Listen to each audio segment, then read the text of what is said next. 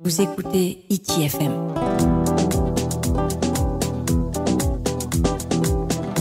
ITFM, la plus belle des radios. Hello, chers auditeurs et internautes. Un léger parfum de week-end se sent dans le studio. Et oui, c'est déjà le week-end. Donc, pour notre dernier Hitimanhini de la semaine, on reçoit Ahoura de l'ADI. Elle vient nous parler des aides qu'il propose à tous les porteurs de projets, les petites entreprises. Elle est conseillère pour la zone de la côte est, de la côte ouest, dans Punaouia. Ahoura Yaurana. Oui, Yorana.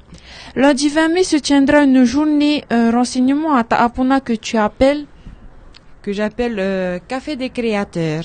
Afin de renseigner justement la population de Punaouia des aides que vous proposez, dis-nous tout. Alors voilà, ça sera une journée ça sera lundi 20 de 8h30 à 10h à la ludothèque de Taapuna. Donc, je convie les personnes de Taapuna, notamment de Taapuna, de venir à cette rencontre où ça sera une rencontre café créateur, donc rencontre fun avec les petits cafés, les croissants. Et nous allons pouvoir informer les personnes sur les microcrédits, ce que nous on donne, qu'on propose comme produit dans le microcrédit, notamment d'informer les personnes sur l'accompagnement qui est très important. Vous êtes combien alors à Houra comme conseiller en tout sur la Polynésie française? Vous comptez à peu près, si je dis pas de bêtises, 13 personnes, 13 conseillers. Bon, nous développons les 5 archipels de la Polynésie, et par archipel, il faut compter à peu près 2 à 3 par archipel. Alors, est-ce que tu peux nous expliquer, tu peux nous détailler alors comment ça se passe pour quelqu'un qui vient, qui se renseigne et qui a envie de se lancer justement pour son projet? Comment vous allez le former, comment vous allez l'accompagner justement pour son projet? Alors, bien sûr, pour le type de personnes qui viennent nous rencontrer à Papeete, directement dans nos bureaux, ces personnes-là sont accueillies, il y a un service accueil qui fixe un rendez-vous avec les conseillers. Suite à ce rendez-vous, donc ils viennent normalement avec des documents qu'on demande. Pour un client qui souhaite un microcrédit, on leur demande de fournir certains documents. Ouais, quelles sont justement ces pièces à fournir? Donc, du coup, la pièce d'identité de la personne, son justificatif de domicile, ces 3 derniers relevés bancaires, le RIB et des devis. Ensuite, dans l'accompagnement, on l'aidera à faire le plan de financement, ou des personnes qu'on demande déjà de faire un plan de financement. Mais bon, beaucoup viennent nous voir sans plan de financement, donc du coup, on les accompagne dans ça. Et notamment, on demande aussi, la condition, c'est d'avoir un quotient, une personne qui travaille, qui veut bien soutenir le projet. Et on prend également une personne qui est patentée. Donc il y a des documents bien sûr qu'on réclame, ou sinon un retraité. Les documents, c'est pour les garants, pièce d'identité, justificatif de domicile, justificatif de revenus. Oui. Justement, pour détailler les formations que vous donnez, tu peux nous parler un peu plus sur les différentes formations? Voilà, effectivement, on donne des formations, nous donnons 3 formations qui se tiennent le mardi et le jeudi à partir de 8h. Les 3 formations, c'est pas les 3 formations en une journée, c'est décalé dans le mois. Une formation qui s'appelle le bien démarrer. La deuxième formation, c'est l'éducation financière. Et la 3e formation, c'est la gestion du temps et de l'argent. Bien sûr, ces formations-là sont données par des bénévoles, parce que nous travaillons beaucoup avec des bénévoles, que je remercie d'ailleurs, ces bénévoles-là. Eux, ils s'occupent de cette partie-là de formation. Et nous, les conseillers, plus aller sur le terrain, à la rencontre, rencontrer les personnes, prendre rendez-vous avec les clients. Donc, vous fonctionnez alors avec les différentes associations des communes, si je comprends bien. Oui, effectivement, hein, on a besoin des partenaires, on a besoin de soutien également des communes. Hein, et dans chaque commune, il y a toujours des associations. Donc, on va vers les associations pour leur demander de nous aider à faire cette action-là, notamment à avertir les personnes d'une action qu'on fait sur chaque zone, chaque commune. Pour revenir aux formations, est-ce que c'est uniquement valable pour ceux qui ont un projet ou c'est pour n'importe quel public?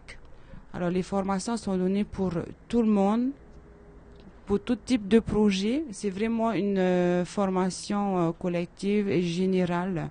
Il n'y a pas d'âge. Bon, bien sûr, il faut avoir 18 ans. Hein, et il n'y a pas. Même un retraité peut venir, une personne qui travaille peut venir à cette formation ou des personnes qui veulent vraiment entreprendre.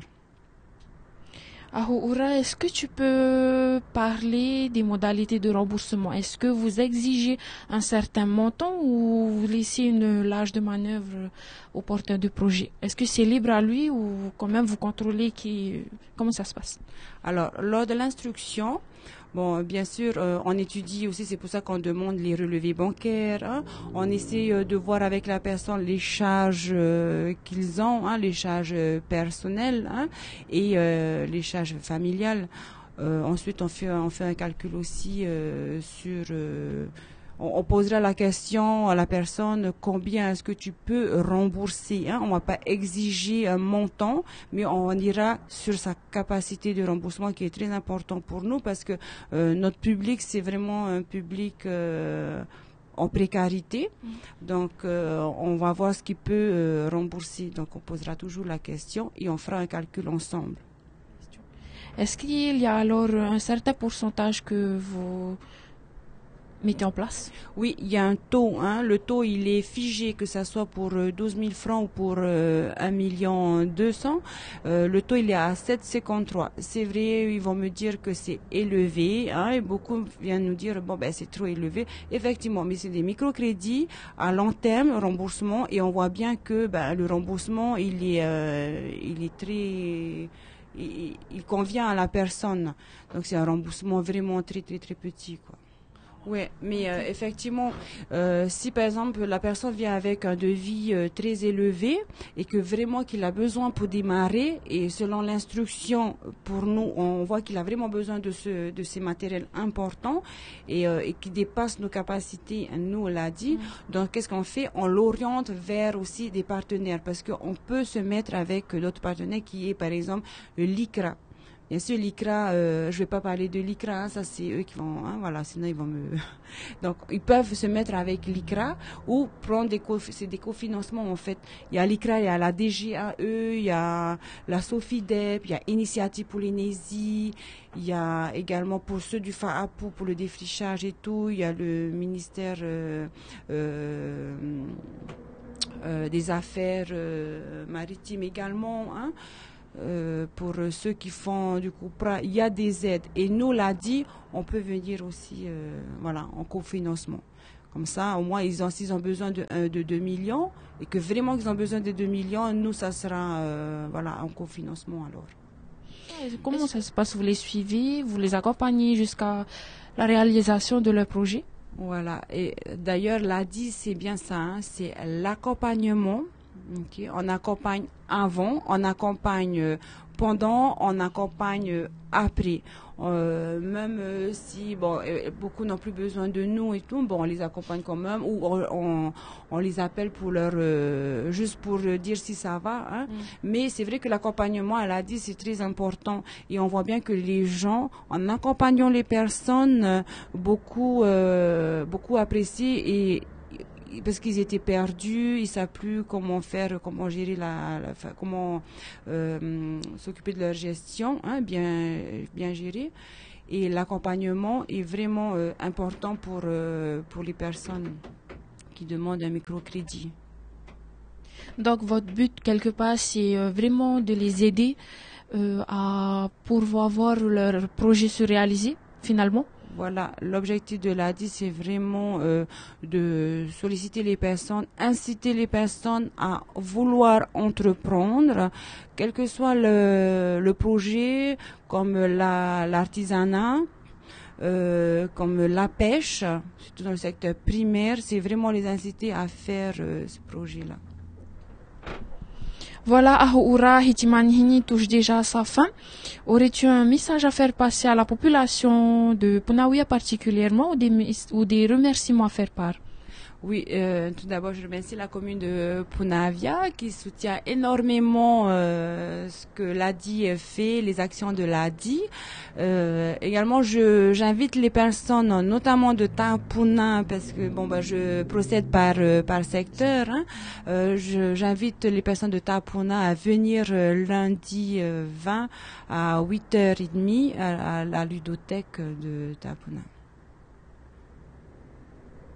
Voilà, le message, il est passé. On te remercie d'être passé sur nos ondes. C'est avec plaisir d'avoir partagé ce moment avec toi. Merci pour toutes ces informations qui serviront à beaucoup de personnes qui n'osent pas trop se lancer. On espère qu'avec ça, ils pourront oser venir vers vous afin qu'ils puissent